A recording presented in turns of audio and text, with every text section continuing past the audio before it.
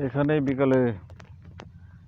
বিকালে রাত্রে আল্লাহ দিলে রাত্রে এখানে র্যাকেট খেলা হবে। তাজিমও এসে গেছে র্যাকেট খেলার জন্য। এখন তাজিম মিয়া চলে আইছে দৌড়াইতে দৌড়াইতে র্যাকেট খেলার জন্য। কোথায় কেটে যাব?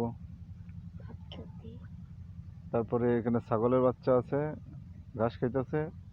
এই যে পুকুর ভরে গেছে পানিতে, এর ভিতর বড় বড় রুই মাছ, বোয়াল মাছ, চিতল মাছ, আড় মাছ, কাতলা মাছ, ইলিশ মাছ, এগুলো সব এর ভিতর আছে না। আরে এই গাছের ডাল ভাঙছে কিটা? আম খাবি করতে?